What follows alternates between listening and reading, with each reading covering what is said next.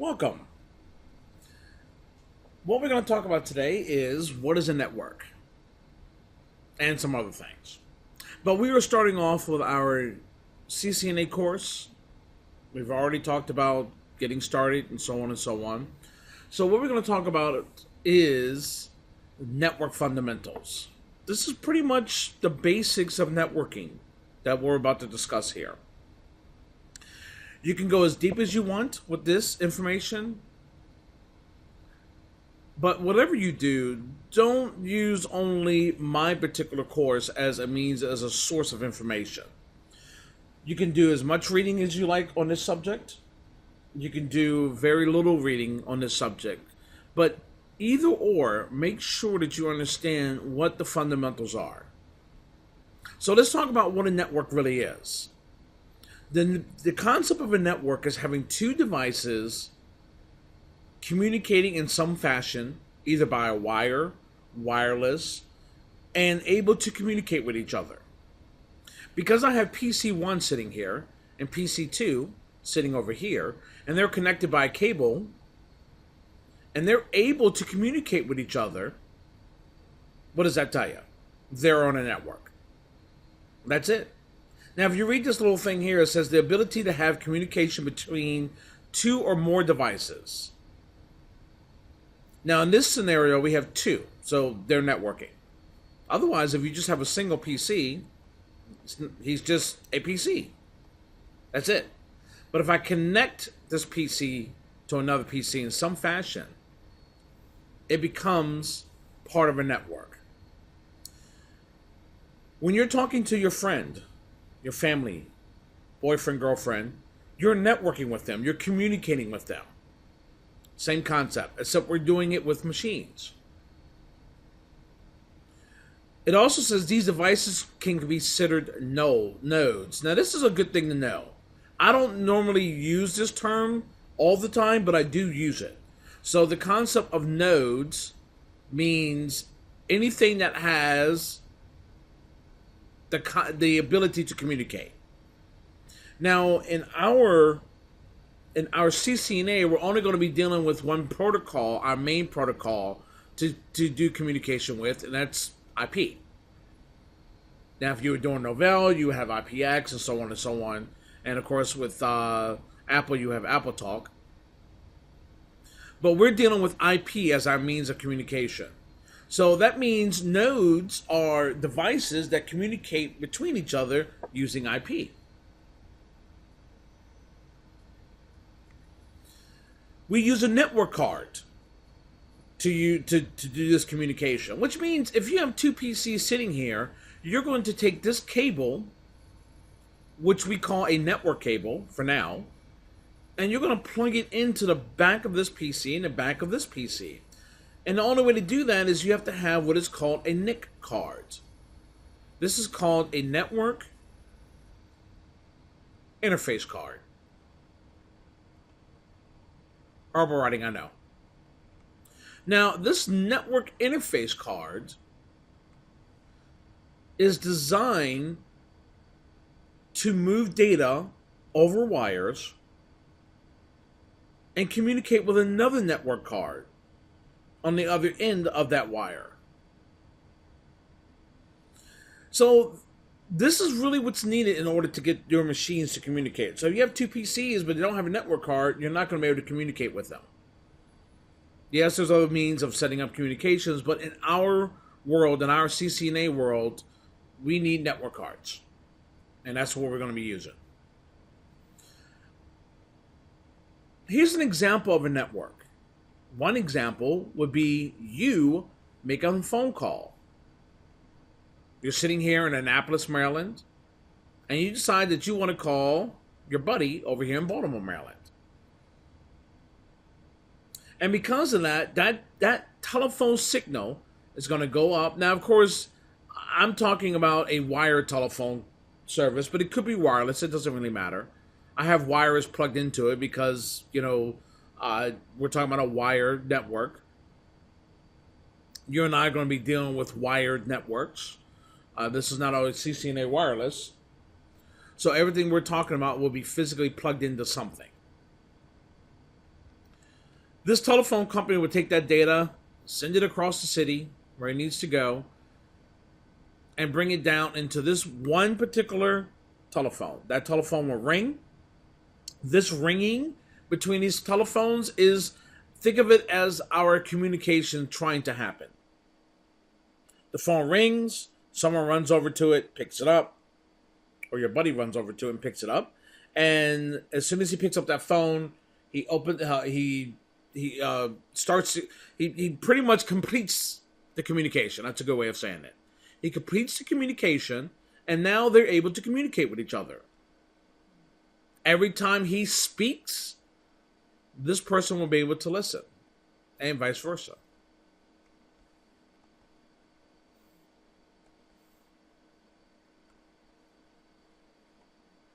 So, in our world, in the CCNA world, we are going to be focusing on one thing.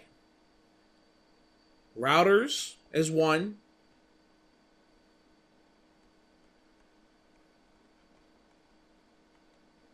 Switches is the other.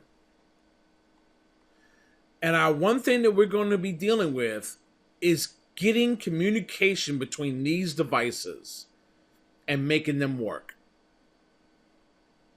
Now you can see these are pictures of the devices that we have.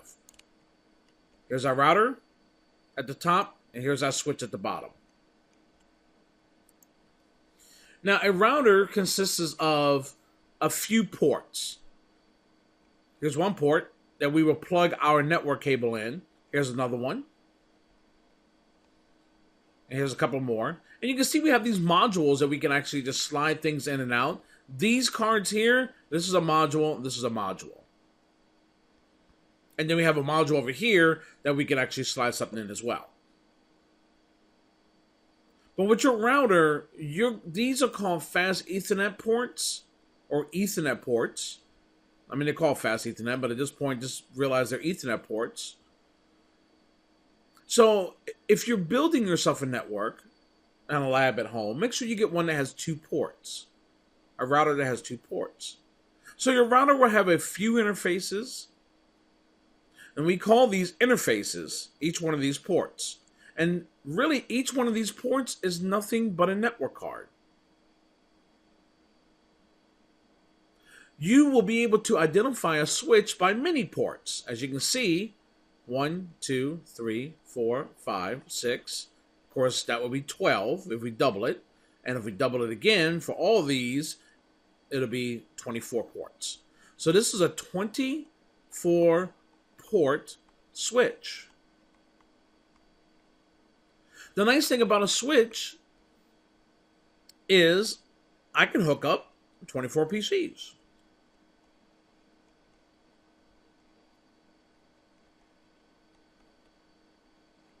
And that's pretty nice. So if I had PC 1 and 2 and 3 and 4 plugged into this switch, they will be able to communicate with each other. No problem. Because they're plugged into the same device. Now, if I had a switch sitting over here,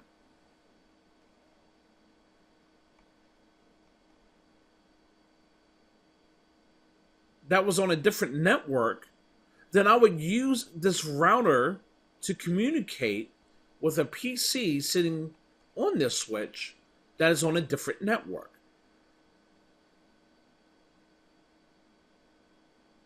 Now, a different network is defined by the IP addresses that we assign, which we're going to learn later on in the course. We got a lot more to cover before we get into that aspect. But PCs that are sitting on the same network can communicate with them. These networks are not defined by location, but they're defined by the IP addresses that we assign. And again, that's later on in the course. So if a PC is on a different network, we would use a router to allow that communication. So a switch is there to allow communications between devices that are on the same network. And a router is there to allow communication between different networks. Now, one thing you're going to learn about networking is every idea that I give you goes a lot deeper than what I say, and every rule that I give you can be broken in some fashion, in most cases. So what I just explained was a switch is used to communicate with everyone on the same network. Does that mean that I can have a switch, a PCs on different networks on the same switch? Yes, but in our basic understanding of this, what we have now is all this switch is on the same network. And what I mean is on the same network, that means all these PCs sitting on this switch will be in the same network. This switch up here has a PC sitting on a different network. And if I need to communicate with this PC and these PCs, I will use a router. Now, the interesting thing about a router is, as you see, I'm plugging my router into this switch up here, and I'm going to plug my router into this switch right here. We'll say this is network A, and this is network B.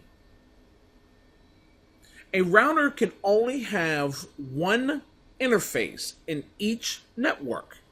Again, these networks now are what you define, by the way. You're configuring these ports to be in those networks. So if all these PCs were in network A, and this PC was in network B, I will use a router for them to communicate. Now, does that mean, can I have a 6 PC sitting over here and he was on network B? Would I have to go through the router for this to happen? Yeah, you would. You would still need a router to make this happen, even though it's sitting on the same switch. And again, that's way later down the road. Just want to kind of get some of those questions out of the way right off the bat. But for now, we're trying to learn the basics, so don't try to think too difficult about it or too deep. Just remember a router's job. A router's job is so it can communicate and send traffic from one network to another. That is his job. It's about planet orbiting it. So we just sit and stare. Now, if we go back over to here and take a look at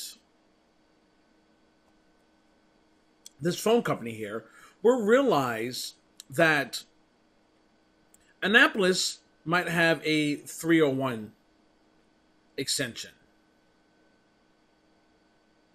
Now, the 301 will say 555, just like they do in the movies, 1111, and this one has a 410 555 2222. Now, the area code pretty much states who's in our same network. Now, I'm not saying this is 100% accurate. I'm just telling you this gives you an idea. That's why we call it an area code. Because this pretty much tells our telephone switching company, where do you want to send that data? Now, if you put in the wrong area code, it's going to send it to the wrong direction. And you might end up getting 555-1111 that's not in Baltimore when you're calling from here. Because this person is calling over to here to get to you, or Baltimore is calling over to here. And if Baltimore doesn't use the 301 extension or 301 area code, that data is going to be sent somewhere else. So you can think of this being the 301 path from the telephone company. Over here might be 516 area code going in that direction. So if you accidentally dial this number as 516-555-1111, your phone call could be completed, but you're going in the wrong direction. So just like our routers, each one of them has their own interface. And each one of those interfaces must be on a different network. But this is an idea of what your routers will look like and what your switches will look like. Now let's talk about an interesting thing, which is called connection types. Or I should say connections and types. When we look at these, we're talking about what we were talking about before, which are interfaces. There's several different types of interfaces. Here's a fast Ethernet interface, or the Ethernet interface that we were talking about before. Here's an interesting one, which is a serial connection. Now, usually serial connections go wide range. They usually go in a long direction.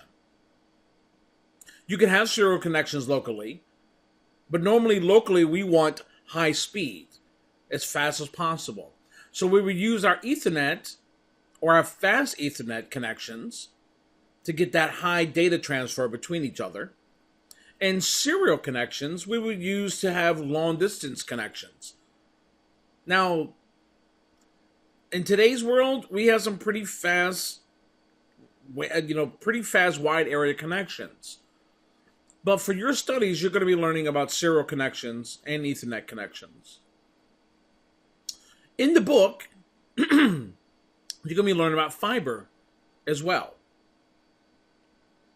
Now, these little devices are called SFPs, which are small form factors. And this is where your fiber cable plugs into here. What you'll have is one of these that are actually glowing red. This means that this particular side is sending data out this port. And this one's not going to have anything because the cable that's plugging into it, like so, is going to be sending the data in that direction. Which means this one will be receiving the data. Where this one has another cable coming out and the data will be moving in this direction. And that's the basics of how fiber really works, as far as transmit and receive is concerned. These cables are used to plug in different types of connections as well. So as you can see, this cable here, this is what we call a DCE to DTE cable. This will plug in one side of the serial connection, and this will plug into the other side of the serial interface down the way. These type of cables will be used to plug into this type of card. This is called a WIC 1T card, and if we go back to here, that card will fit in one of these modules sitting here. So imagine just unscrewing this, and just pulling this out and putting our serial card right in there. And then we will have not this type of connection, but we will have a serial connection, a serial interface. And when we boot up our router, you will see the serial interface.